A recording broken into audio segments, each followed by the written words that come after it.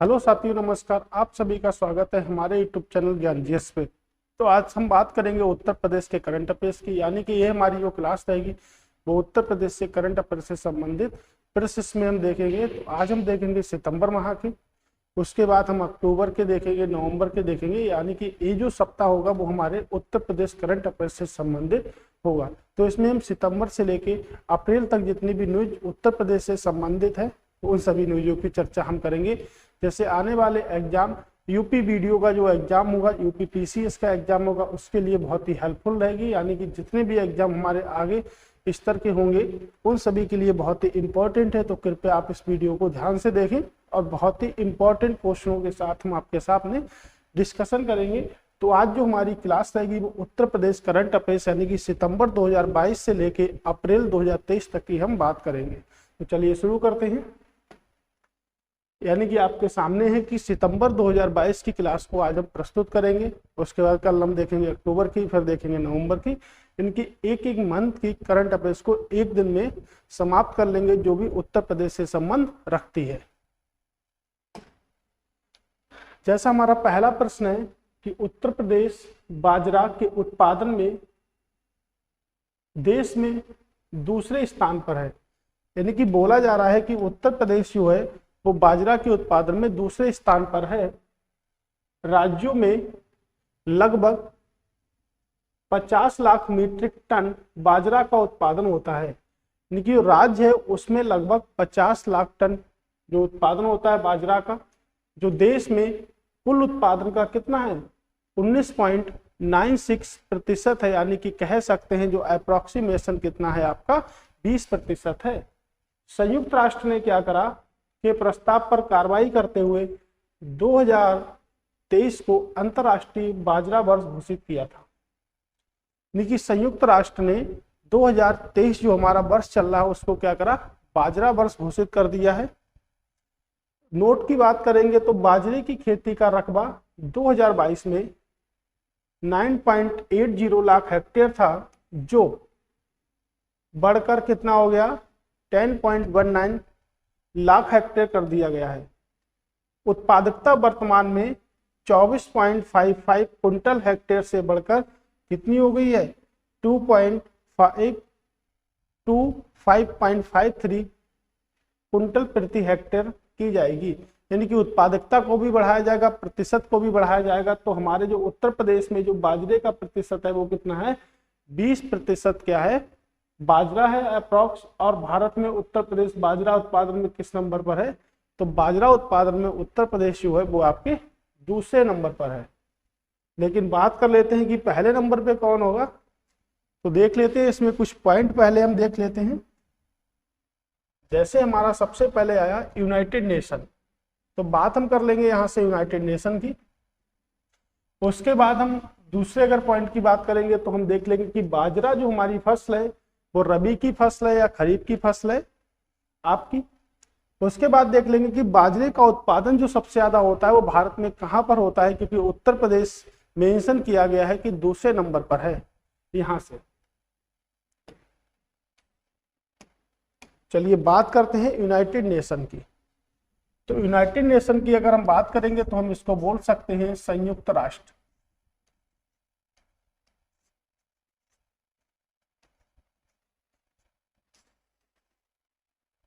इसकी जो स्थापना हुई थी वो हुई थी 24 अक्टूबर 1945 को स्थापना हुई थी। और जो मुख्यालय है वो है आपके न्यूयॉर्क में। तो अगर न्यूयॉर्क की हम बात करेंगे तो हम कह सकते हैं यूनाइटेड स्टेट ऑफ अमेरिका, यानी कि अमेरिका में क्या है इसका मुख्यालय है। उसके बाद अगर हम बात करते हैं कि इसके सदस्य देश कितने हैं, तो जो सदस्य देशों की जो संख्या है वो 193 क्या है इसके सदस्य देश हैं। अगर महासचिव की बात करते हैं तो 2016 में बनाए गए थे और अभी तक महासचिव हैं जिनको हम बोलते हैं एंटोनियो गुटेरेस। ये आपके पुर्तगाल से हैं और यूएनओ के बनने वाले 9वें नंबर के क्या है आपके महासचिव है। तो आप याद रखिएगा कि 9वें नंबर के क्या है आपके महासचिव हैं यूएनओ के बनने वाले। तो यूएनओ जो है आपका, जिसको हम कहते हैं यूनाइटेड नेशन ऑर्गेनाइजेशन, इसमें 6 भाषाओं का प्रयोग होता है। जैसे अरबी हो गई आपकी, फ्रांसीसी, रूसी, स्पेनी, चीनी और अंग्रेजी, यानी कि 6 भाषाओं का क्या होता है, प्रयोग होता है आपके यूएनओ में। तो इन 6 भाषाओं के अलावा किसी भाषा का प्रयोग नहीं होगा यूएनओ में, ये आप समझ लीजिएगा। हमने देखा कि यूनाइटेड नेशन जो है उसकी जो स्थापना हुई है वो 24 अक्टूबर 1945 को हुई है। और क्या हुआ था कि इसने जो था 2023 को क्या करा, अंतर्राष्ट्रीय बाजरा वर्ष घोषित किया। मोटे अनाज का भी वर्ष कह सकते हैं,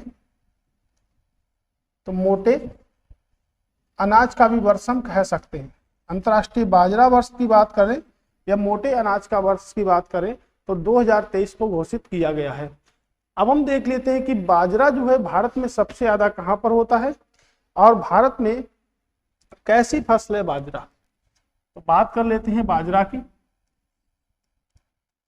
तो बाजरा में जो दूसरे स्थान पर है वो है आपका उत्तर प्रदेश। लेकिन अगर पहले नंबर की बात करेंगे तो सबसे ज्यादा जो बाजरा होता है वो हमारे कहाँ होता है, राजस्थान में होता है। तो उत्तर प्रदेश में अगर 20% हिस्सा है तो राजस्थान में 41.7% क्या है, हिस्सा है।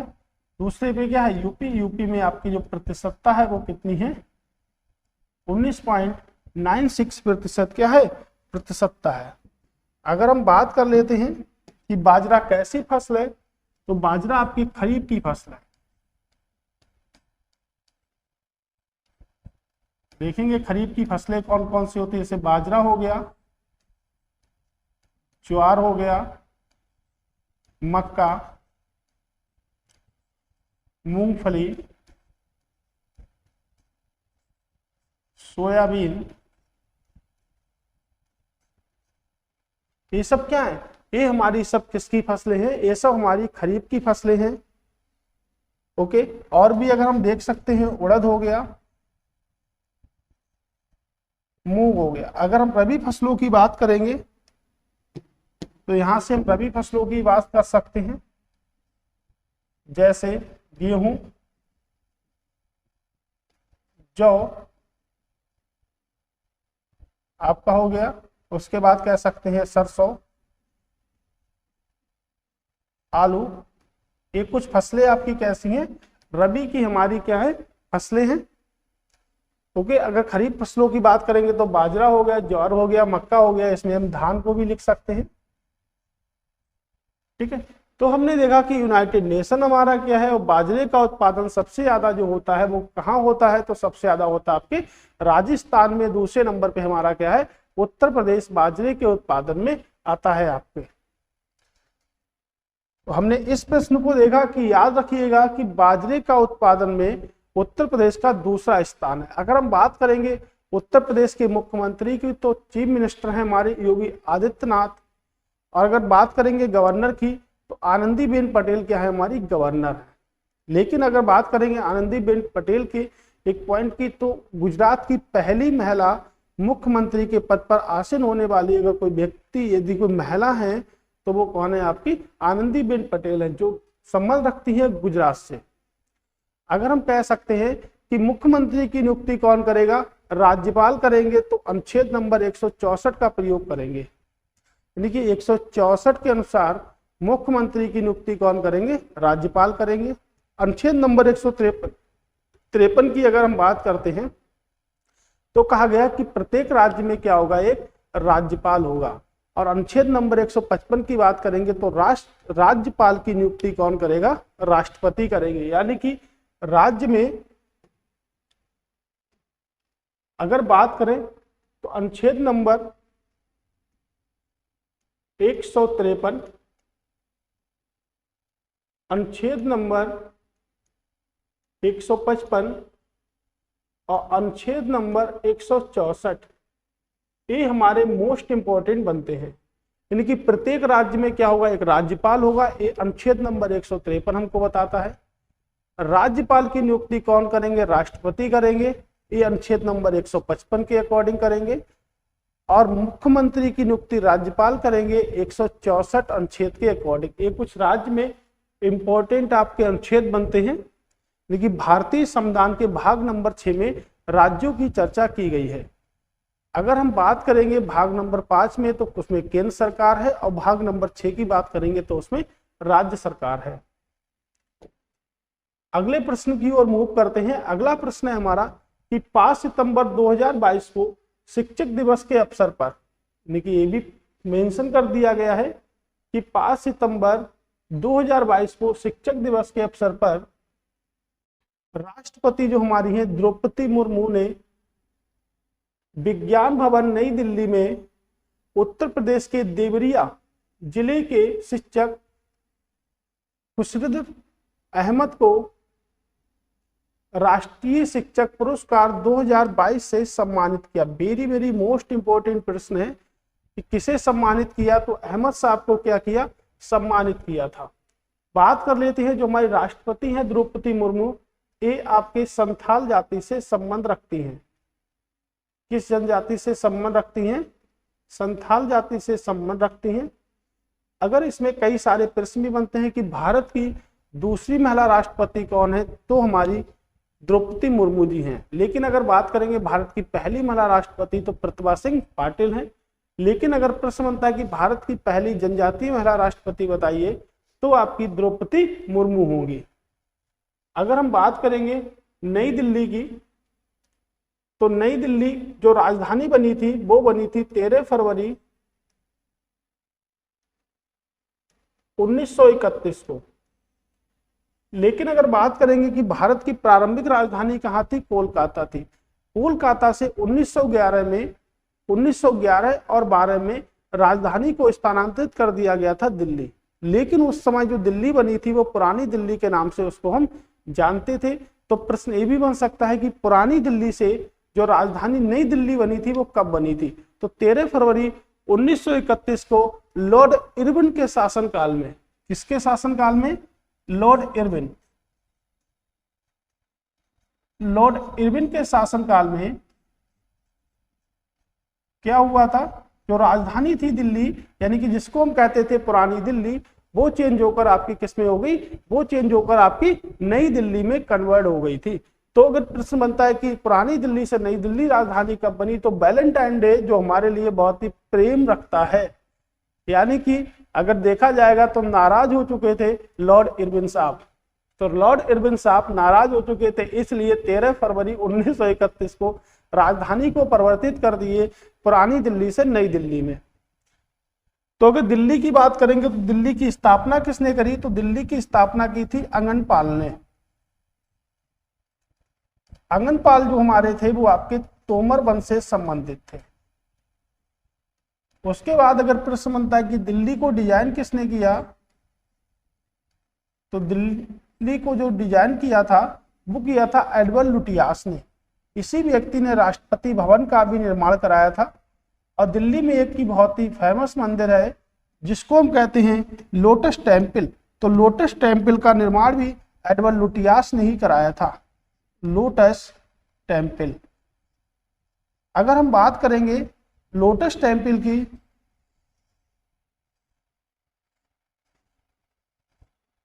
लोटस, अगर हम बात करेंगे लोटस टेम्पल की, तो हम कह सकते हैं जो लोटस टेम्पल है वो बहाई धर्म से संबंध रखता है और विश्व का एकमात्र ऐसा मंदिर है जिसमें कोई भी मूर्ति नहीं है। क्योंकि बहाई धर्म के लोग जो मूर्तियों की पूजा नहीं करते, वो पुस्तकों की पूजा करते हैं।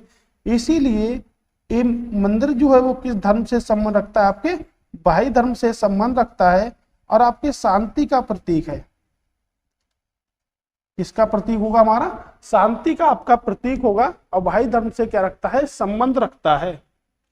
तो हमने देखा कि उत्तर प्रदेश में अगर हम बात करेंगे तो आप देख ही चुके हो कि शिक्षक दिवस हम कब बनाते हैं? 5 सितंबर को बनाते हैं। लेकिन अगर पूछा जाएगा कि इंटरनेशनल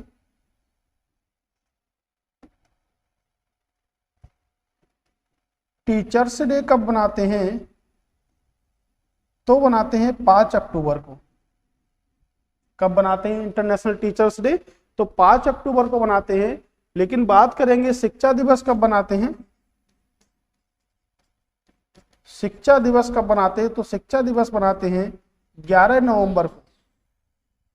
भारत के पहले शिक्षा मंत्री जिनको हम कहते हैं मौलाना अबुल कलाम आजाद की याद में हम बनाते हैं शिक्षा दिवस बनाते हैं। लेकिन बात करेंगे कि अंतरराष्ट्रीय शिक्षा दिवस कब बनाते हैं? तो अंतरराष्ट्रीय शिक्षा दिवस बनाते हैं हम 24 जनवरी को। क्या करते हैं?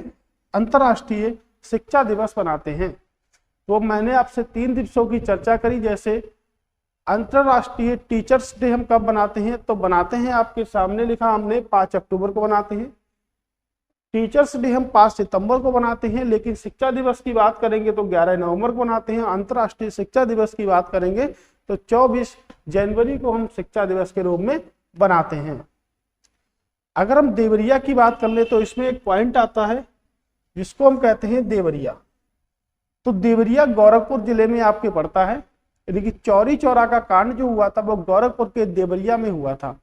तो 5 फरवरी 1922 को चौरी चौरा का कांड हुआ था, जिसका मुकदमा जिसमें 170 लोगों को फांसी की सजा सुनाई गई थी, जिसमें से 151 लोगों को, जो भारत में बीएचयू के संस्थापक जिनको हम कहते हैं मदन मोहन मालवीय, तो मदन मोहन मालवीय ने क्या करा, उसमें से 151 लोगों को बचा लिया और यहीं से मदन मोहन मालवीय को पूरे भारत में क्या हो गई, विश्व प्रसिद्धि हो गई थी। तो 5 फरवरी 1922 को चौरी चौरा का कांड हुआ था, जो कह सकते हैं हम देवरिया उत्तर प्रदेश के एक जिले में हुआ था।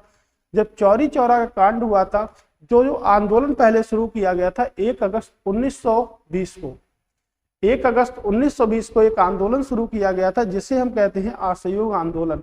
तो चौरी चौरा के कांड के कारण या चौरी चौरा के हत्याकांड के कारण अगर हम बात करेंगे, घटना के कारण बात करेंगे, तो 12 फरवरी 1922 को असहयोग आंदोलन क्या कर दिया गया था, स्थगित कर दिया गया था। जब ये बात लोगों के समर्थन में गांधी जी के द्वारा कही गई तो उन्होंने कहा, अगर शरीर के एक हिस्से में या कान में दर्द होता है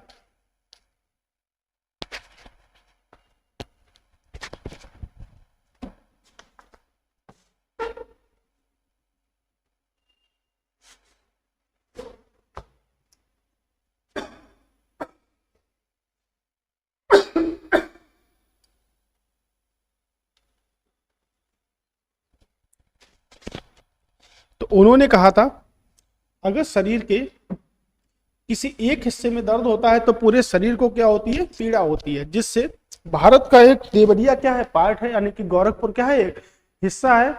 अगर कोई समस्या गोरखपुर में है तो वह पूरे भारत में भी होगी। इसलिए असहयोग आंदोलन को क्या कर दिया गया था, बंद कर दिया गया था गांधी जी के द्वारा। तो देवरिया में उत्तर प्रदेश में क्या हुआ था, हमारा चौरी चौरा की घटना हुई थी। अगला प्रश्न है कि इंटरनेशनल इत्र फेस्टिवल का आयोजन कन्नौज में किया गया। तो कन्नौज को हम क्या कहते हैं, इत्र नगरी कहते हैं। कन्नौज को हम गुलाबों का शहर भी कहते हैं, गुलाबों का शहर भी कहते हैं। अगर इत्र बनाने के लिए कोई प्रसिद्ध महिला थी तो वो थी अस्मत बेग। अस्मत बेग कौन थी, नूरजहां की मां थी, यानी कि अस्मत बेग इत्र बनाने के लिए प्रसिद्ध थी। जो कौन थी, नूरजहां की क्या थी, मां थी। नूरजहां कौन थी, तो जहांगीर की पत्नी थी। अगर नूरजहां की बात करेंगे तो नूरजहां कौन थी, जहांगीर की पत्नी थी, जिन्होंने 1611 ईस्वी में जहांगीर से क्या कर ली थी, शादी कर ली थी। अगर जहांगीर के शासनकाल की हम बात करेंगे तो जहांगीर का जो शासनकाल होगा वो 1605 से लेके 1627, लेकिन नूरजहां ने इसको डिवाइड कर दिया 1605 से लेके 1611 और 1611 से लेके 1627।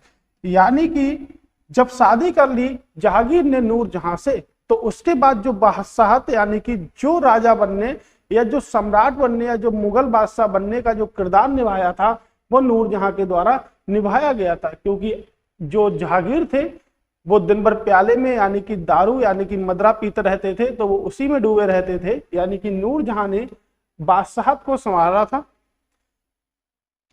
तो जहांगीर का जो शासन टाइम है 1605 से लेके 1627, जहांगीर जो पुत्र था वो अकबर, सम्राट अकबर का पुत्र थे जहांगीर। तो नूरजहां से क्या की थी, शादी की थी, और इत्र बनाने के लिए एक महिला प्रसिद्ध है जिसको हम कहते हैं अस्मत बेग। अगर हम बात करेंगे कन्नौज की, तो राजा हर्षवर्धन की राजधानी कहाँ थी, कन्नौज थी। तो राजा हर्षवर्धन की राजधानी कहाँ थी, कन्नौज थी। एक प्रश्न बनता है कि उज्जैन से अपनी राजधानी कन्नौज किसने स्थानांतरित की। तो उज्जैन यानी कि जो क्षिप्रा नदी के किनारे मध्य प्रदेश में है, उज्जैन आपके उत्तर प्रदेश में है। उज्जैन से अपनी राजधानी कन्नौज किस शासक ने स्थानांतरित की, तो हम इसको कह सकते हैं नागभट्ट प्रथम। नागभट्ट प्रथम, जिसको हम कह सकते हैं गुज्जर प्रतिहार वंश का शासक। गुज्जर प्रतिहार वंश का शासक हम कह सकते हैं नागभट्ट प्रथम को। तो नागभट्ट प्रथम जो था उसने अपनी राजधानी उज्जैन से कन्नौज स्थानांतरित कर दी। अब कन्नौज किसकी कैपिटल थी, राजा हर्षवर्धन की कैपिटल थी कन्नौज। राजा हर्षवर्धन ने क्या करा, भारत में कुंभ मेले की शुरुआत की इलाहाबाद से। तो कुंभ मेला जो लगता है वो 4 जगह लगता है, यानी कि इलाहाबाद में लगता है, क्षिप्रा नदी के किनारे उज्जैन में लगता है, गोदावरी के किनारे कहाँ लगता है, नासिक में लगता है, और गंगा के किनारे आपके हरिद्वार में लगता है। तो कुंभ मेले की शुरुआत का जो श्रेय जाता है वो राजा हर्षवर्धन को जाता है। ठीक है, तो हमारा जो प्रश्न था वो क्या था कि इंटरनेशनल इत्र फेस्टिवल महोत्सव का आयोजन कहाँ किया जाता है, कन्नौज में किया जाता है। अगला प्रश्न है कि उत्तर प्रदेश पशुधन विभाग के विशेष सचिव देवेंद्र पांडे ने बताया, क्या बताया इन्होंने, कि प्रदेश के पश्चिमी जिलों में लंपी वायरस के बढ़ते मामलों को देखते हुए विभाग ने मलेरिया की तर्ज पर पीलीभीत से लेकर इटावा, ये पॉइंट इंपॉर्टेंट है, पीलीभीत से लेकर इटावा तक लगभग 300 किलोमीटर की दूरी को 10 किलोमीटर चौड़े इम्यूनिटी बेल्ट से कवर करने का मास्टर प्लान तैयार किया है। प्रश्न बनेगा, पहला प्रश्न बनेगा कि लंपी जो वायरस है वो किससे संबंधित है, तो किससे संबंधित है, आपके पशुओं से संबंधित है, पशुओं से संबंधित है। उसके बाद जो हमारा प्रश्न बनेगा कि जो लाइन है वो कितने किलोमीटर लंबी होगी, तो 300 किलोमीटर लंबी होगी और 10 किलोमीटर क्या होगी, चौड़ी होगी। उसके बाद बात करेंगे कि कितने जिलों में होगा, तो 5 जिलों में होगा, और उत्तर प्रदेश के 23 ब्लॉकों से संबंधित होगा। कितने ब्लॉकों से संबंधित होगा, 23 ब्लॉकों से। तो 5 जिलों में किसका नाम आता है, एक तो पीलीभीत का नाम आता है आपके, उसके बाद नाम आएगा शाहजहानपुर का, फिर कह सकते हैं फर्रुखाबाद, मैनपुरी, और कह सकते हैं इटावा। यानी कि 5 जिलों में जो होगा और 23 ब्लॉकों से क्या होगा, आपके संबंधित होगा। तो हम कह सकते हैं कि 5 जिलों में होगा आपके और 23 ब्लॉकों से संबंधित होगा, पशुओं से संबंधित है आपका। अगर उसके बाद अगर हम बात कर सकते हैं कि विश्व मलेरिया दिवस कब बनाते हैं, तो विश्व मलेरिया दिवस हम बनाते हैं 25 अप्रैल को। डे हम बनाते हैं 25 अप्रैल को। मलेरिया जो होता है वो प्रोटोजुआ प्लाज्मोडियम के द्वारा फैलता है, यानी कि मलेरिया उसी व्यक्ति को फैलेगा, लेकिन मलेरिया संक्रमित कोई व्यक्ति होता है, अगर उसको मच्छर काटता है, वो मच्छर किसी दूसरे व्यक्ति को काटता है, तभी मलेरिया आपका फैलेगा। तो मलेरिया जो है वो आपके प्रोटोजुआ प्लाज्मा मोडियम नामक के कारण होता है। यानी कि अगर हम बात करेंगे प्रोटोजुआ प्लाज्मोडियम के लिए 1902 में उत्तराखंड में जन्मे रोनाल्ड रॉस तो प्लाज्मोडियम जो प्रोटोजुआ है उसके ज्ञान संबंधित चक्र के अन्वेषण के लिए, यानी कि संबंधित ज्ञान का अध्ययन करने के लिए 1902 में उत्तराखंड में जन्मे आपके रोनाल्ड रॉस को क्या मिला, नोबेल पुरस्कार से सम्मानित किया गया था। तो नोबेल पुरस्कार से सम्मानित किया गया था रोनाल्ड रॉस को। तो उत्तर प्रदेश की हमने बात की थी यहां से, तो हमने देखा कि उत्तर प्रदेश में देवेंद्र पांडे ने बताया कि पीलीभीत से लेकर इटावा तक की 300 किलोमीटर लंबी और 10 किलोमीटर चौड़ी जो सिस्टम बनाया जाएगा उसका इम्यूनिटी बेल्ट तैयार किया गया है। तो विश्व मलेरिया दिवस हम 25 अप्रैल को बनाते हैं और उत्तर प्रदेश के 5 जिलों से संबंध रखेगी। अगला प्रश्न है कि उत्तर प्रदेश अनुसूचित जाति वित्त व विकास निगम के चेयरमैन डॉक्टर लालाजी प्रसाद निर्मल ने बताया कि अनुगम की स्वरोजगार योजनाओं का लाभ लेने के लिए अधिकतम आय सीमा की तर्ज को खत्म कर दिया गया है। यानी कि जो भी शर्त थी उसको क्या कर दिया गया है, खत्म कर दिया गया है। स्वरोजगार की इकाई समूह में स्थापित करनी होगी और अनुदान की सीमा भी प्रति अभ्यर्थी 10,000 रुपए से बढ़ाकर 50,000 रुपए कर दी गई है। यानी कि जो सीमा थी वो 10,000 रुपए से बढ़ाकर 50,000 रुपए कर दी गई है। ये पॉइंट बहुत ही ज्यादा इंपॉर्टेंट है, देखिएगा। उत्तर प्रदेश अनुसूचित जनजाति वित्त व विकास निगम की योजनाएं अब प्रधानमंत्री अनुसूचित जाति अभ्युदय योजना के नाम से जानी जाएंगी। वेरी वेरी मोस्ट इंपॉर्टेंट है कि जो भी उत्तर प्रदेश अनुसूचित जाति वित्त व विकास निगम की जो योजनाएं हैं वो प्रधानमंत्री अनुसूचित जाति अभ्युदय योजना के नाम से जानी जाएंगी। मोस्ट इंपॉर्टेंट है, आना ही आना है पेपर में, प्रश्न बहुत ज्यादा इंपॉर्टेंट है, तो आप ध्यान रखिएगा। अगर हम बात करेंगे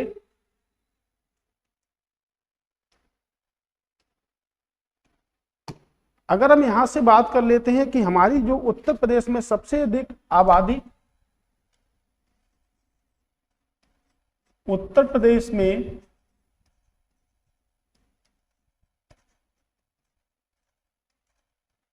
सबसे अधिक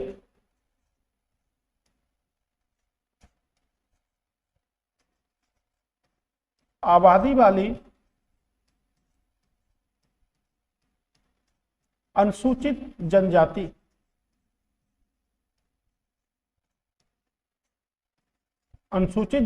की अगर हम यहां से बात करेंगे तो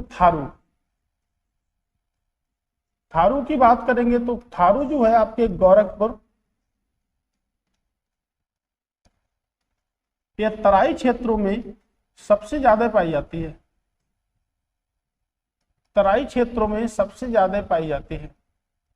उत्तराखंड में जनजाति भी निवास करती है आपकी। तो उत्तर प्रदेश में सबसे अधिक जो आबादी वाली जनजाति है वो आपकी क्या है, थारू जनजाति है। अगर हम यहाँ से बात करेंगे कि भारतीय संविधान में किस अनुसूची के तहत शामिल की गई है, तो 342 के तहत शामिल की गई है।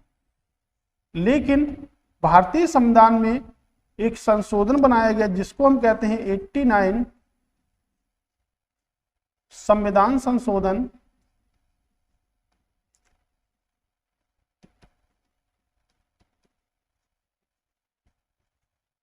2003। तो 89 जो संविधान संशोधन है 2003, उसमें क्या करा गया था, 2 आयोग बनाए गए थे। एक राष्ट्रीय अनुसूचित जाति आयोग, अनुसूचित जाति को हम शॉर्टकट में बोल सकते हैं शेड्यूल कास्ट यानी कि एससी के नाम से जान सकते हैं। और जनजाति आयोग बनाया गया था जिसे हम कह सकते हैं एसटी। तो जनजाति आयोग बनाया गया था। ये जो आयोग था उसे भारतीय संविधान में 338 ए के तहत रखा गया और इसे जो रखा गया था वो अनुच्छेद 338 के तहत भारतीय संविधान में क्या किया गया था, शामिल किया गया था। तो राष्ट्रीय अनुसूचित जो हमारे आयोग हैं, यानी कि एससी को रखा गया 338 में और एसटी को रखा गया 338 ए में रखा गया था। तो ये जो प्रक्रिया अपनाई गई थी तो 89 संविधान संशोधन 2003 के द्वारा अपनाई गई थी। तो संशोधन के द्वारा संविधान में किसी भी चीज को संशोधित कर सकते हैं। तो संशोधन की प्रक्रिया जो हमने ली है भारतीय संविधान में वो दक्षिण अफ्रीका से ली है। तो दक्षिण अफ्रीका से भाग नंबर 20 में ली गई। तो भाग नंबर जो 20 है वो हमारे संबंधित है आपके संशोधन की प्रक्रिया से और अनुच्छेद संबंधित है आपके 368।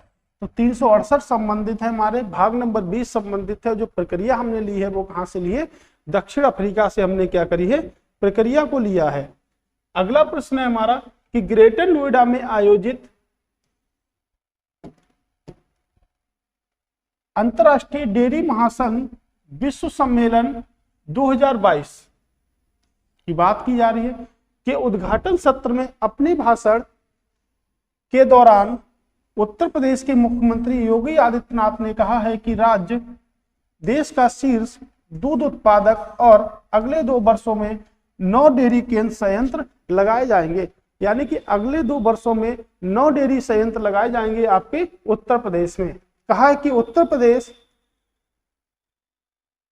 319 लाख वार्षिक टन दूध उत्पादन के साथ देश में कुल डेयरी उत्पादन में कितना योगदान रखता है, 16% क्या कर सकता है, योगदान रख सकता है।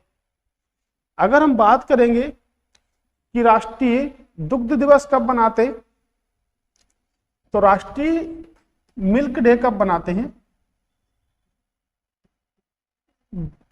दुग्ध डे कब बनाते हैं, तो 26 नवंबर को बनाते हैं। और बात करेंगे कि विश्व दुग्ध डे कब बनाते हैं, तो बनाते हैं हमें 1 जुलाई को। तो दुग्ध का उत्पादन करने में उत्तर प्रदेश के जो हमारे मुख्यमंत्री योगी आदित्यनाथ ने कहा है कि देश का शीर्ष उत्पादक राज्य है। अगर दूसरे की बात करेंगे तो आपके राजस्थान आपका दूसरा, यानी कि हम कह सकते हैं ये तो हमारे उत्तर प्रदेश की बात हुई, वैसे सबसे ज्यादा दुग्ध उत्पादन जो है आपके राजस्थान में है, उसके बाद यूपी में है, फिर एमपी में है। तो कह सकते हैं कि उत्तर प्रदेश क्या है, इस वर्ष पहले स्थान पर है और राजस्थान को क्या रखा गया है, दूसरे स्थान पर रखा गया है। अगर बात कर लेते हैं नोएडा की, तो नोएडा की अगर फुल फॉर्म की बात करेंगे तो new Okhla industrial development authority,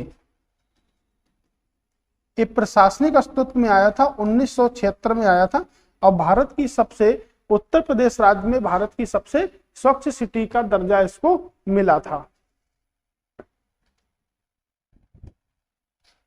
अगला प्रश्न है कि उत्तर प्रदेश गृह विभाग के प्रमुख सचिव संजय प्रसाद ने बताया कि राज्य सरकार ने विभिन्न राज्य जिलों में पुलिसिंग व्यवस्था को और अधिक मजबूत करने के लिए 18 नए थाने और 22 चौकियों बनाने व कुशीनगर में, मोस्ट इंपोर्टेंट पॉइंट है कुशीनगर में, कहां पर भाई मेरे, कुशीनगर में नया पर्यटन पुलिस थाना खोलने का फैसला किया है। तो प्रश्न बनेगा कि उत्तर प्रदेश सरकार ने पर्यटन थाना कहां खोलने का फैसला किया है, तो कुशीनगर में खोलने का फैसला किया है। अलीगढ़ में कितने बनेंगे, 5 बनेंगे। गाजीपुर में कितने बनेंगे, 3 बनेंगे। हरदोई में कितने होंगे, सीतापुर में कितने होंगे, 2-2 होंगे आपके।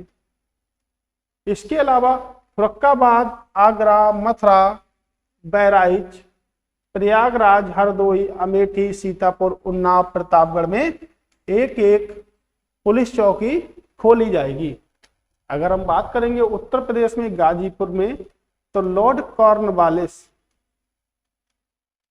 तो एक शासक जिसकी समाधि है, जिसको हम कहते हैं लॉर्ड कॉर्नवालिस की जो समाधि है वो उत्तर प्रदेश के गाजीपुर में है। और अगर हम बात करेंगे आगरा की, तो आगरा की स्थापना किसने करी? सिकंदर लोदी ने की थी आगरा की स्थापना। फाहियान के समय में जो मथुरा जो था वो क्या था? वैष्णव धर्म का केंद्र था। किस धर्म से संबंध रखता था? वैष्णव धर्म, या कह सकते हैं एज ए भागवत धर्म से क्या रखता था?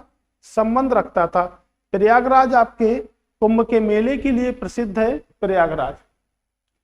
तो 18 नौ थाने बनेंगे, लेकिन इसमें सबसे इंपॉर्टेंट जो पॉइंट निकलता है कि कहां पर पर्यटन पुलिस थाना खोला जाएगा, तो हमारा होगा कुशीनगर में क्या खोला जाएगा? पर्यटन पुलिस थाना खोला जाएगा। अगला प्रश्न है हमारा कि उत्तर प्रदेश के पहले तैरते सोलर संयंत्र विद्युत उत्पादन शुरू किया गया, यानी कि उत्तर प्रदेश में पहला तैरता हुआ सोलर संयंत्र कहां लगाया गया, यानी कि प्लांट कहां पर लगाया गया? तो दिबियापुर औरैया में लगाया गया था। और ये भारत में लगने वाला एनटीपीसी के तहत 5वां होगा। किसके तहत 5वां होगा? एनटीपीसी के तहत जो होगा वो 5वां होगा।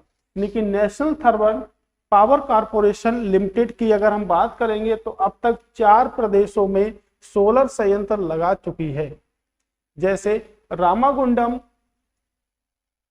में लगाया गया है, तो भारत का पहला और सबसे बड़ा तैरता हुआ है आपके, तो सबसे बड़ा संयंत्र है ये। फिर है कायमकुलम यानी कि केरल में लगाया गया है, काबास गुजरात में लगाया है, और सेमाद्री यानी कि आंध्र प्रदेश में लगाया गया है। तो पहला लगाया गया आपके कहाँ? रामागुंडम में लगाया गया, और उत्तर प्रदेश में पहला लगाया गया आपके औरैया में। उसके बाद अगर हम बात करेंगे तो उत्तर प्रदेश सहित 5 राज्यों में क्या लग चुका है? संयंत्र यानी कि पावर प्लांट लग चुका है हमारा 5 राज्यों में। अगला प्रश्न है कि मुख्यमंत्री जो हमारे योगी आदित्यनाथ ने ताज नगरी, क्या भाई? ताज नगरी आगरा के फाउंड्री नगर स्थित पीपीडीसी में प्रस्तावित फ्लैटेड फैक्ट्री परिसर का वर्चुअल शिलान्यास किया है, जिसका क्षेत्रफल कितना है? 21,500 वर्ग मीटर है, और परिसर के दोनों ओर कितनी चौड़ी रोड है आपकी? 18 मीटर क्या है? चौड़ी रोड है। बात करते हैं ताज नगरी यानी कि ताजमहल के आस पड़ोस का जो क्षेत्र है उसको हम क्या कहते हैं? ताज नगरी के नाम से जानते हैं। तो ताजमहल आपके कहां पर है? ताजमहल आपके आगरा में। और ताजमहल का जो निर्माण हुआ था वो 1631 से लेके 1653 के मध्य हुआ था। लेकिन ताजमहल को बनने में कुल मिलाकर कितने वर्ष लग गए? तो ताजमहल को बनने में कुल मिलाकर 22 वर्ष लग गए। तो ताजमहल के निर्माण का जो व्यक्ति हैं उनको हम क्या कहते हैं? शाहजहां। शाहजहां के शासनकाल की बात करेंगे तो 1627 से लेके 1658 तक क्या है आपके? शाहजहां का शासनकाल है। अगर हम आगरा की यहां से बात कर लेते हैं तो आगरा की जो स्थापना की थी वो किसने की थी? सिकंदर लोदी ने की थी। तो उत्तर प्रदेश के आगरा और मथुरा 2 जिले हैं जो राजस्थान से भी सीमा स्पर्श करते हैं। तो राजस्थान के जाट क्या करते थे? उत्तर प्रदेश की सीमा पर आक्रमण कर देते थे। यह देखते हुए सिकंदर लोदी ने क्या करा? आगरा शहर की स्थापना कर दी। तो आगरा शहर जो है वो आपके सिकंदर लोदी के द्वारा बसाया गया है। तो हमें जो ताजमहल बनने में जो समय लगा था वो किसकी याद में बना था? तो मुमताज की याद में बना था। मुमताज की याद में बना था। अगर पूछा जाता है कि मुमताज की मृत्यु कहाँ हुई, तो बुरहानपुर में क्या हुई? मृत्यु हुई। ये आपके मध्य प्रदेश में स्थित है। तो मृत्यु के बाद जो समाधि बनाई गई थी, यानी कह सकते हैं शाहजहां और मुमताज की जो कब्र स्थित है वो कहाँ पर स्थित है? आपके ताजमहल में स्थित है। इसे यूनेस्को विश्व धरोहर सूची में भी शामिल किया जा चुका है। तो उत्तर प्रदेश का शामिल होने वाला स्थल है आपका ताजमहल। तो हमने देखा कि ताज नगरी की जो फैक्ट्री बनाई गई है उसका जो क्षेत्रफल है वो 21,500 मीटर के क्षेत्रफल आता है। ताज नगरी हम उसे कहते हैं यानी कि ताजमहल के आस पड़ोस का जितना भी क्षेत्र है हमारा, उसको हम किस नाम से जानते हैं? तो उसको हम जानते हैं ताज नगरी के नाम से उसको हम जानते हैं। करा आवारा पशुओं की समस्या को दूर करने के लिए मुरादाबाद में, कहां पर भाई मेरे? मुरादाबाद में नंदी अभ्यारण्य बनाने की घोषणा की गई है। वेरी वेरी मोस्ट इंपॉर्टेंट प्रश्न है कि आवारा पशु जो हमारे घूम रहे हैं उनको वहां पर बंद कर दिया जाएगा, यानी कि उनको वहां पर रखा जाएगा जो हमारे समाज में घूम रहे हैं, जिससे जनता बहुत ही ज्यादा परेशान हो रही है। उसके लिए जो नाम दिया गया है, क्या दिया गया है? आपके नंदी अभ्यारण्य है। अगर हम मुरादाबाद की बात करेंगे तो मुरादाबाद की यहां से हम बात कर लेते हैं। तो मुरादाबाद आपके जैसे हो गया रामपुर, मुरादाबाद क्या है? एक मंडल है, तो उसके अंतर्गत जिले आते हैं। जैसे आपका रामपुर हो गया, ज्योतिबा फुले नगर हो गया, आपके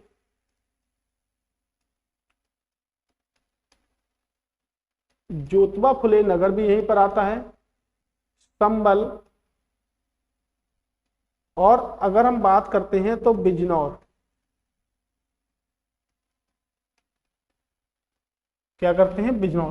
तो मुरादाबाद जो मंडल है उसमें आपके 4 जिले आते हैं मुरादाबाद मंडल के अंतर्गत।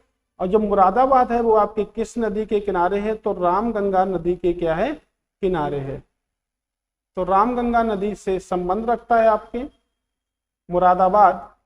तो इसमें हमने देखा कि जो नंदी अभ्यारण्य है वो कहां पर बनेगा? वो आपके मुरादाबाद में बनेगा। तो बात करिएगा नंदी अभ्यारण्य की, तो कहां पर बनेगा? मुरादाबाद में बनेगा आपके। अगर हम बात करते हैं ज्योतिबा फुले की, तो अगर हम यहाँ से एक पॉइंट को निकाल लेते हैं जिनको हम कहते हैं महात्मा ज्योतिबा फुले, उत्तर प्रदेश के रोहिलखंड या हम बोल सकते हैं बरेली, बरेली में एक विश्वविद्यालय है जिसका नाम है महात्मा ज्योतिबा फुले विश्वविद्यालय। तो महात्मा ज्योतिबा फुले जो थे, इन्होंने एक संस्थान की स्थापना की थी 24 सितंबर 1873 को, जिसे हम कहते हैं सत्यशोधक समाज। कौन से समाज के नाम से जानते हैं? सत्यशोधक समाज के नाम से जानते हैं। ये सत्यशोधक जो समाज है वो आपके निम्न जाति से संबंध रखता है। तो क्या थे ये? जो ज्योतिबा फुले थे, ये शिक्षा के प्रति बहुत ही ज्यादा अपना समायोजन व्यक्त करते थे, यानी कि शिक्षा के बहुत ही करीबी व्यक्ति थे। तो इनको अगर कोई महिला नहीं मिली तो इन्होंने अपनी जो बीवी थी सावित्रीबाई फुले, उनको खुद पढ़ाकर और भारत की पहली महिला शिक्षक के रूप में भारत के सामने क्या कर दिया था? प्रस्तुत कर दिया गया था। तो स्त्रियों के शिक्षा के लिए बहुत ही ज्यादा जोर दिया था और निम्न जाति से क्या रखते हैं? संबंध रखते हैं। सत्यशोधक समाज की स्थापना की थी इन्होंने 24 सितंबर 1873 में सत्यशोधक समाज की स्थापना की थी। हमने देखा कि जो मुरादाबाद है वो आपके रामगंगा नदी के किनारे है।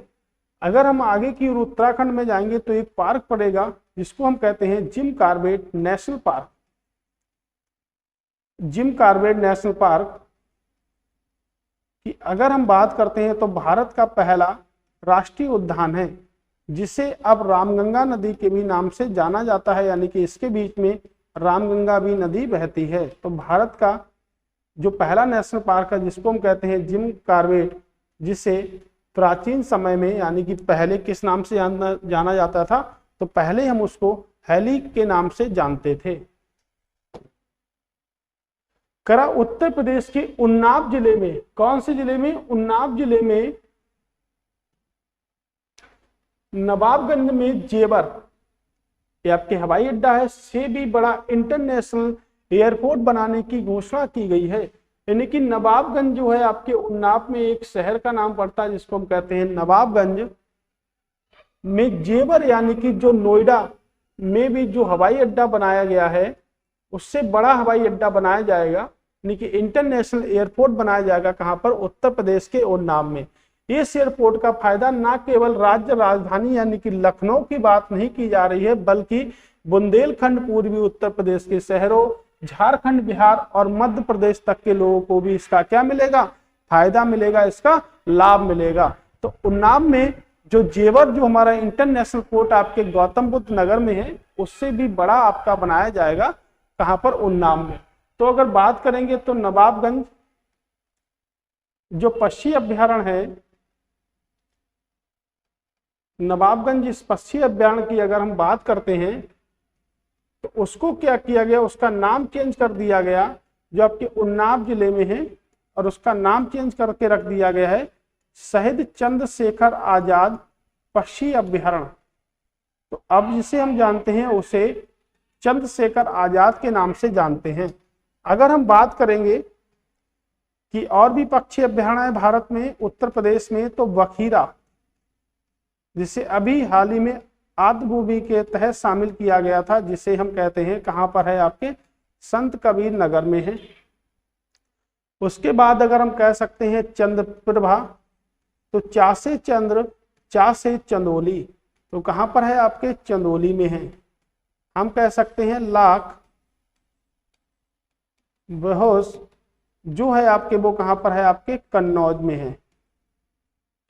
तो ऐसे बहुत सारे आपके पक्षी अभ्यारण्य से ओखला की अगर हम बात करेंगे तो वो कहां पर है, आपके नोएडा में है, यानी कि गौतम बुद्ध नगर में आपके कहां पर है, ओखला, यानी कि गौतम बुद्ध नगर में है। अगर हम बात करेंगे महावीर की, तो महावीर स्वामी अगर पक्षी अभ्यारण्य की बात अगर हम करेंगे तो ये कहां पर है, आपके उत्तर प्रदेश के ललितपुर में। पटना की बात करेंगे कि पटना जो अभ्यारण्य है वो आपके कहां पर है, तो वो अभ्यारण्य है आपके एटा में। एटा में क्या है, अभ्यारण्य है आपके पटना का। तो ऐसे हमने देखा कि जो जेवर हवाई अड्डा है उससे भी बड़ा हवाई अड्डा बनेगा, यानी कि उससे भी बड़ा एयरपोर्ट बनेगा कहां पर, उन्नाव में, उससे भी बड़ा एयरपोर्ट बनेगा। अब देखिएगा इस प्रश्न का,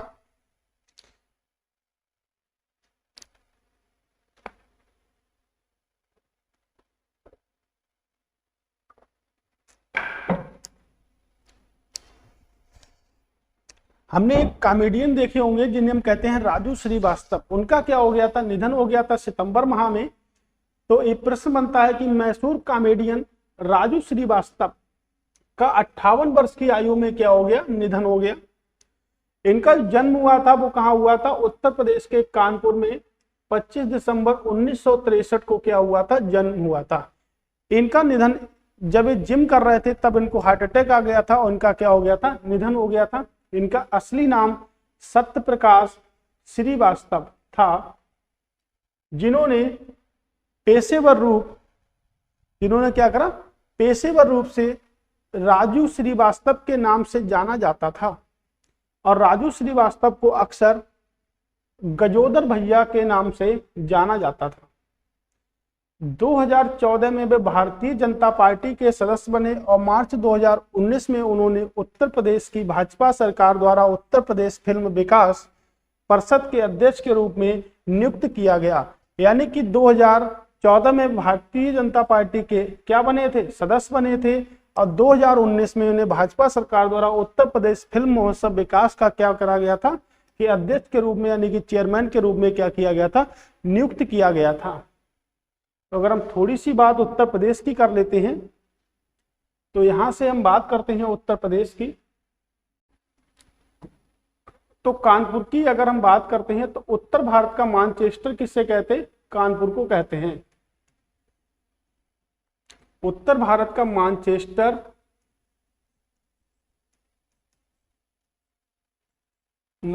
हम कानपुर को कहते हैं। अगर दक्षिण भारत के मानचेस्टर की बात करते हैं कि दक्षिण भारत का मानचेस्टर किससे कहते हैं, तो कोयम्बटूर को कहते हैं, कोयम्बटूर को कहते हैं। अगर पूर्वी भारत की बात करेंगे कि पूर्वी भारत का मानचेस्टर किससे कहते हैं, तो बंबई को कहते हैं। और पश्चिमी की बात करेंगे कि पश्चिमी भारत का मानचेस्टर किससे कहते हैं, तो हम कहते हैं अहमदाबाद को।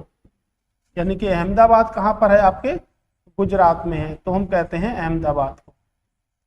तो उत्तर प्रदेश का जो, उत्तर भारत का जो मानचेस्टर है वो आपके कानपुर, दक्षिण भारत के कोयम्बटूर, पूर्वी की बात करेंगे तो बंबई, और पश्चिमी की बात करेंगे तो आपका हो गया अहमदाबाद, आपका हो गया।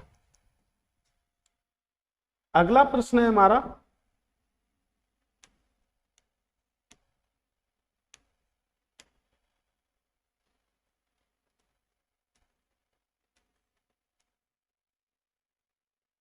अगले प्रश्न की ओर हम चलते हैं। अगला प्रश्न है कि उत्तर प्रदेश के गोरखपुर जिले के गोविंद सहानी ने जॉर्डन, कहां पर भाई मेरे, जॉर्डन में आयोजित मुक्केबाजी की एशियन चैंपियनशिप में प्रतिनिधित्व किया है। देखिए उत्तर प्रदेश के जो गोरखपुर जिले, आपके गोरखपुर की अगर बात करेंगे तो राप्ती नदी के किनारे क्या है आपका गोरखपुर है, यानी कि राप्ती नदी की बात हमने की तो गोरखपुर है यहाँ पे। जॉर्डन में आयोजित मुक्केबाजी के एशियन चैंपियनशिप में प्रतिनिधित्व किया। गोविंद सहानी ने 2021 में सर्बिया में आयोजित विश्व चैंपियनशिप में भारत का प्रतिनिधित्व किया था, लेकिन कोई भी पदक नहीं जीत पाए थे। तो कोई भी पदक इन्होंने नहीं जीता था। तो इसमें अगर हम बात करेंगे तो इसमें दो देश आपके आए हैं, इसको एक को हम कहते हैं जॉर्डन और एक देश है हमारा सर्बिया। तो सर्बिया की अगर हम बात करेंगे तो कैपिटल है आपकी बेलग्रेड और मुद्रा की बात करेंगे तो है आपकी दीनार। दीनार जो है विश्व की सबसे महंगी मुद्रा है और जॉर्डन की कैपिटल है आपकी अम्मान और मुद्रा की बात करेंगे तो यहाँ भी आपके क्या चलती है, दीनार चलती है। जॉर्डन में एक सागर है हमारा जिसको हम कहते हैं मृत सागर। तो मृत सागर जो है वो दो देशों के साथ सीमा बनाता है, एक आपके जॉर्डन और इजराइल के साथ सीमा बना सकता है, यानी कि कह भी सकते हैं कि साथ में फिलीपींस भी हमारा क्या होता है आता है। तो जॉर्डन किन दो देशों के साथ सीमा बनाता है, यानी कि जॉर्डन जो बनाएगा वो आपके, यानी कि जो मृत सागर जो सीमा बनाएगा वो जॉर्डन और इजराइल के साथ क्या करता है, सीमा बनाता है, जिसमें सबसे ज्यादा क्या है, लवणता पाई जाती है आपके मृत सागर में। तो हमने इस प्रश्न को देखा कि उत्तर प्रदेश की जो गोविंद सहानी है उन्होंने क्या करा था, सर्बिया में भी आयोजित जो हुए थे खेल उन्होंने किया था और एशियन चैंपियनशिप में क्या करा था, आयोजन किया था, यानी कि भारत की ओर से क्या किए थे, प्रतिनिधित्व किए थे। करा एक जिला एक मेडिकल कॉलेज के तहत प्रदेश में 6 नए मेडिकल कॉलेजों का निर्माण किया जाएगा। एक जिला एक मेडिकल कॉलेज थीम के साथ में प्रदेश में 6 मेडिकल स्थापित किए जाएंगे, जैसे आपका महोबा हो गया, मैनपुरी, बागपत, हमीरपुर, हाथरस और आपके कासगंज हो गया। अगर हम बात करेंगे महोबा की तो पान अनुसंधान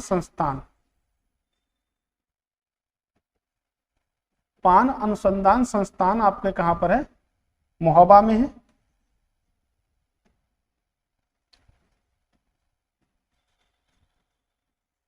तो उत्तर प्रदेश के 6 जिलों में क्या करे जाएंगे, नए मेडिकल कॉलेज स्थापित किए जाएंगे आपके उत्तर प्रदेश के 6 जिलों में।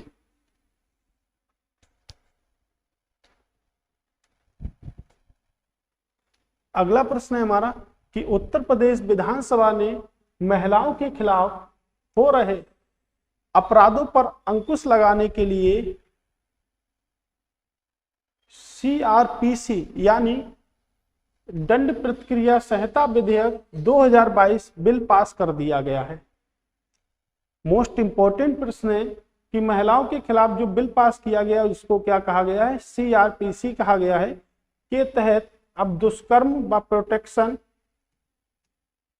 Of children from sexual offence act यानी कि पास्को, इसकी बात करी जा रही है, पास्को की बात की जा रही है। मामलों में आरोपित को अग्रिम जमानत नहीं मिलेगी, यानी कोई व्यक्ति पास्को एक्ट के तहत आता है तो उसको अग्रिम जमानत नहीं मिलेगी। तो पास्को एक्ट है क्या, 18 वर्ष से कम, 18 वर्ष से कम जो महिलाएं होती हैं, अगर उनके साथ कोई यौन पीड़ित संबंधित अगर कोई अपराध किया जाता है तो उसको पास्को एक्ट के तहत जमानत नहीं मिलेगी। यानी कि वहां पर हम रखेंगे पास्को एक्ट को, तो इसे रखा गया था 2012 में आया था पास्को एक्ट हमारा। तो इसमें जो एज रखी गई है वो 18 वर्ष से कम रखी गई है एज को। अगर हम बात करेंगे protection of children from sexual offence,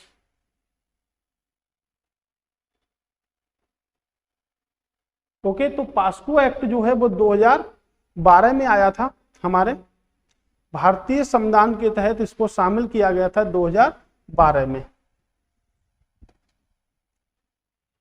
British council of India ने नई दिल्ली स्थित ब्रिटिश उच्च आयुक्त आवास पर आगरा के रेनबो आईबीएफ व उजाला सिग्नस रेनबो हॉस्पिटल की निदेशक डॉक्टर जयदीप मल्होत्रा व उनकी बेटी निहारिका मल्होत्रा को सम्मानित किया है। किसको सम्मानित किया है? निहारिका मल्होत्रा को सम्मानित किया है। मोस्ट इंपॉर्टेंट पॉइंट बनता है ब्रिटिश उच्च आयुक्त के अकॉर्डिंग, यानी कि बात की जा रही है हमारे यूनाइटेड किंगडम यानी कि लंदन की बात हमारे की जा रही है यहाँ से। ठीक है, तो इनको जो पुरस्कार से सम्मानित किया गया उनमें नाम शामिल है आपके जयदीप मल्होत्रा व उनकी बेटी निहारिका मल्होत्रा को शामिल किया गया है। अगर हम ब्रिटिश की बात करेंगे तो ब्रिटिश हाउस ऑफ इंडिया यानी कि ब्रिटिश कॉमन ऑफ हाउस भी बोल सकते हैं। इसका जो चुनाव लड़ने वाले, अगर थोड़ी सी हम इतिहास की यहाँ से बात कर लें तो इसका जो चुनाव लड़ने वाले जो पहले व्यक्ति थे वो थे हमारे व्यामेश चंद्र बनर्जी। व्यामेश चंद्र बनर्जी क्या थे? हमारे पहले व्यक्ति थे चुनाव लड़ने वाले, लेकिन ब्रिटिश हाउस ऑफ कॉमन का ये चुनाव क्या थे? हार गए थे। तो चुनाव जीतने वाले जो पहले व्यक्ति जो बने थे यानी कि ब्रिटिश हाउस ऑफ कॉमन में जो शामिल होने वाले जो पहले व्यक्ति बने थे वो कौन थे? हमारे दादा भाई नौरोजी। तो दादा भाई नौरोजी जो थे वो पहले व्यक्ति थे ब्रिटिश हाउस ऑफ कॉमन में शामिल होने वाले। तो दादा भाई नौरोजी को ग्रैंड ओल्ड मैन के नाम से जानते हैं। इन्होंने धन निष्कासन के सिद्धांत को दिया था जिसको हम कहते हैं ड्रेन थ्योरी। तो इन्होंने धन निष्कासन के सिद्धांत को दिया था जिसको हम कहते हैं ड्रेन थ्योरी, और धन निष्कासन के सिद्धांत का विरोध कर दिए थे अलीगढ़ मुस्लिम कॉलेज के संस्थापक जिनको हम कहते हैं सर सैयद अहमद खां, जिन्होंने अलीगढ़ मुस्लिम विश्वविद्यालय की क्या करी थी? स्थापना करी थी। उन्होंने क्या कर दिया था? धन निष्कासन का जो सिद्धांत था जिसको हम कहते हैं ड्रेन थ्योरी, उसको क्या कर दिया था? उसको दिया था दादा भाई नौरोजी ने। अगर बात करेंगे विरोध किसने किया तो मैंने अभी आपको बताया सर सैयद अहमद खान ने क्या कर दिया था? विरोध कर दिया था। तो ब्रिटिश काउंसिल ऑफ इंडिया में नई दिल्ली, मैंने आपके साथ नई दिल्ली की भी चर्चा की थी, यानी कि नई दिल्ली को, तो दिल्ली जो है हमारी उसको हम वर्तमान समय में एनसीआर दिल्ली बोलते हैं। क्या बोलते हैं? एनसीआर दिल्ली बोलते हैं। तो ये जो किया गया था ये 69वां संविधान संशोधन 1991 के तहत दिल्ली को नई दिल्ली कहा गया था और जिसे लागू कर दिया गया था 1992 से। तो नई दिल्ली जो थी उसको एनसीआर दिल्ली कहा गया। तो एनसीआर दिल्ली की जो सीमा लगती है वो आपके राजस्थान, हरियाणा और आपके उत्तर प्रदेश से लगती है। तो कुल मिला के एनसीआर की जो सीमा है वो आपकी 23 जिलों से लगती है, जैसे उत्तर प्रदेश के हापुड़ हो गया, गाजियाबाद हो गया, मेरठ हो गया, गौतम बुद्ध नगर हो गया, बागपत हो गया, मुजफ्फरपुर हो गया। आपके ये सब जो है हमारे किससे लगते हैं? आपके उत्तर प्रदेश की एनसीआर की सीमा से क्या करते हैं? जब हम उत्तर प्रदेश के टॉपिक को देखेंगे, उत्तर प्रदेश की भौगोलिक स्थिति को, यानी कि हम जीएस में देखने वाले उत्तर प्रदेश के टॉपिकों की शुरुआत करने वाले हैं। यानी कि उत्तर प्रदेश से जितने भी हमारे ऐतिहासिक स्थल जुड़े हैं, जितने भी हमारे खनिज जुड़े हैं, जितनी भी हमारी संस्कृति है, यानी कि जितने भी 18 टॉपिकों को हम उत्तर प्रदेश से देखेंगे तो आपके सामने हम 18 दिन में उत्तर प्रदेश के 18 टॉपिकों की क्या करेंगे? डिस्कस करेंगे, जो हमारे आने वाले सभी एग्जामों के लिए क्या होंगी?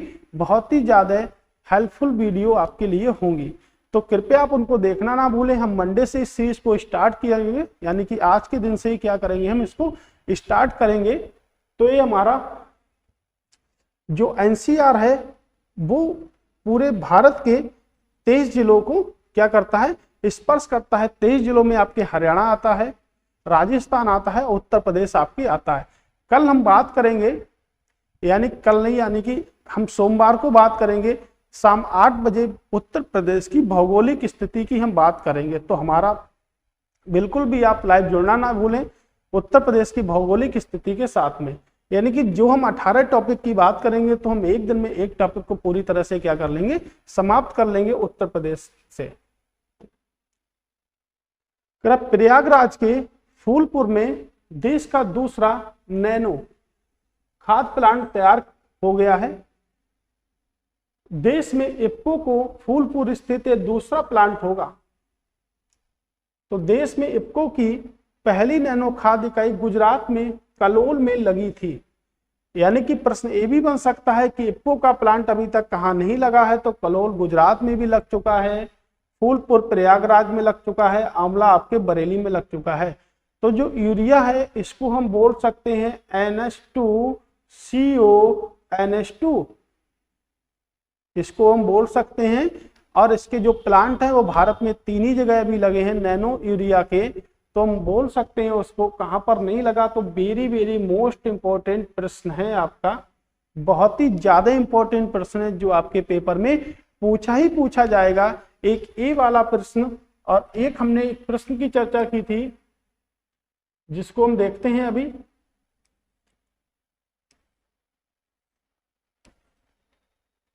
एक हमने ए प्रश्न की चर्चा की थी कि जो उत्तर प्रदेश अनुसूचित जाति वित्त विकास निगम है उसको अब किस नाम से जाना जाएगा, तो प्रधानमंत्री अनुसूचित जाति अभ्युदय के नाम से उसको जाना जाएगा। बहुत ही इंपॉर्टेंट प्रश्न है, सितंबर की करंट अफेयर्स के मुझे 2 प्रश्न बहुत ही ज्यादा इंपॉर्टेंट लगे हैं, बाकी सभी प्रश्न बहुत ज्यादा इंपॉर्टेंट हैं।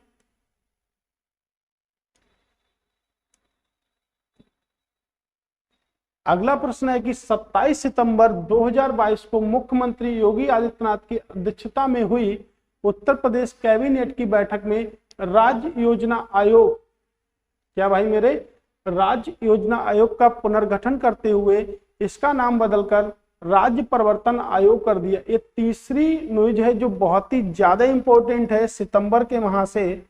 तो जो हमारा राज्य योजना आयोग जो था उसका नाम बदलकर राज्य परिवर्तन आयोग कर दिया गया है।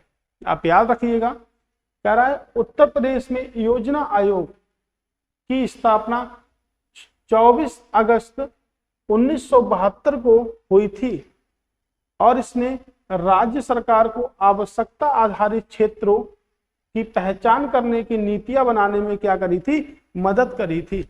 यानी कि जो भी राज्य की आवश्यकता के लिए जो भी आधारित क्षेत्र थे उनकी पहचान करने में मदद की थी योजना आयोग ने।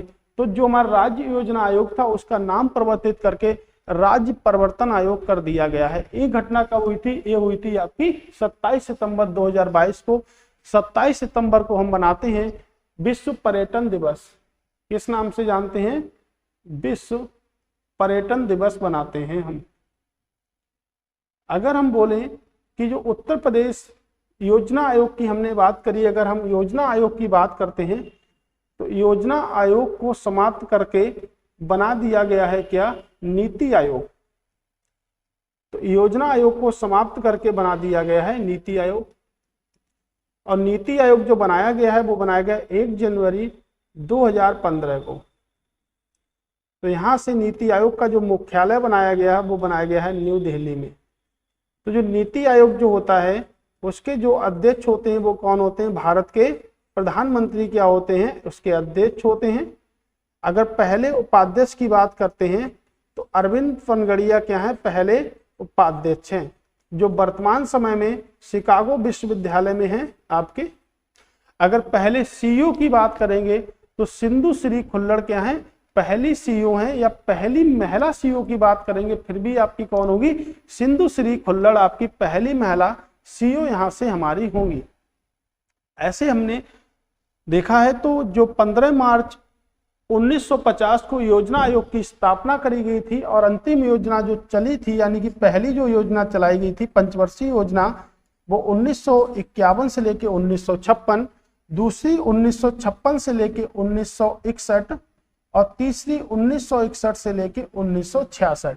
अगर बात करेंगे कि जो पहली पंचवर्षीय योजना है वो किस पे आधारित है, तो पहली कृषि पर आधारित थी, दूसरी जो थी वो औद्योगिक क्षेत्रों पर आधारित थी, और तीसरी की अगर हम बात करेंगे तो वो खाद्यान्नों से संबंधित थी, यानी कि इसमें शुरुआत की गई थी हरित क्रांति की। तो इस योजना में शुरुआत की गई थी हरित क्रांति की।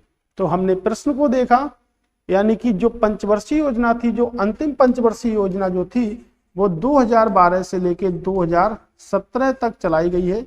अगर भारतीय संविधान में बात करेंगे कि पंचवर्षीय योजना का कॉन्सेप्ट यानी कि अवधारणा को कहां से लिया गया है, तो सोवियत संघ रूस से हमने पंचवर्षीय योजनाओं को क्या किया है, ग्रहण किया है। तो याद रखिएगा, राज्य परिवर्तन आयोग कर दिया गया है।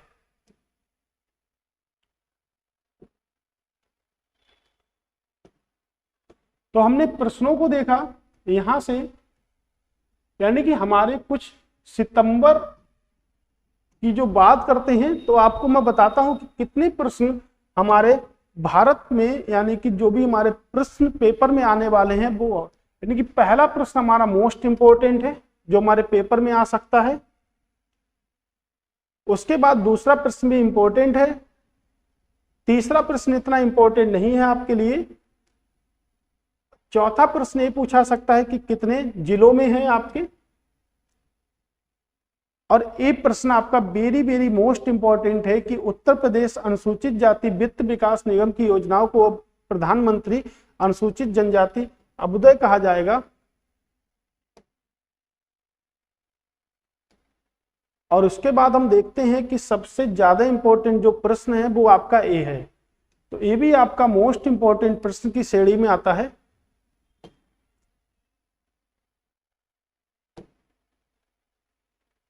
ये भी आपका मोस्ट इंपॉर्टेंट प्रश्न है। मैंने आपको बताया भी है कि वेरी वेरी मोस्ट इंपॉर्टेंट प्रश्न ये भी रहेगा हमारा।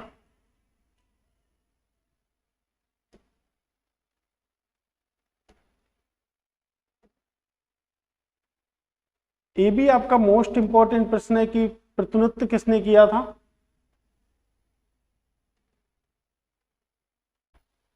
ये पास्को भी आ सकता है, यानी कि पूछा सकता है कि पास्को एक्ट जो है वो कितने से कम एज वालों को के कारण अपराध होगा, तो 18 वर्ष से कम। और वेरी वेरी मोस्ट इंपॉर्टेंट है आपका यूरिया वाला प्रश्न। उसके बाद आपका जो राज्य योजना आयोग था उसको राज्य परिवर्तन आयोग कर दिया गया है। यानी कि हमने देखे हैं कि सितंबर की जो भी हमारी करंट अफेयर्स थी उसकी आज हमने बात कर ली है। कल हम मिलेंगे ट्यूसडे को अक्टूबर की करंट अफेयर्स के साथ में, फिर हम मिलेंगे नवंबर की, दिसंबर की, जनवरी की, फरवरी की, मार्च की और अप्रैल की। यानी कि हम इस वीक उत्तर प्रदेश की करंट अफेयर्स की ही बात पूरी तरह से आपके सामने करेंगे। तो चैनल को देखते रहें, चैनल को सब्सक्राइब करते रहें, और अगर एक आप नोट्स बना लीजिएगा, यानी कि उत्तर प्रदेश के जितने भी एग्जाम आपके आते हैं उन सभी के लिए क्या होगी, आपकी बेस्ट करंट अफेयर्स आपकी होगी। चलिए चलते हैं, दोबारा फिर से आपको मिलेंगे कल 36 पे। तब तक के लिए सभी को नमस्कार।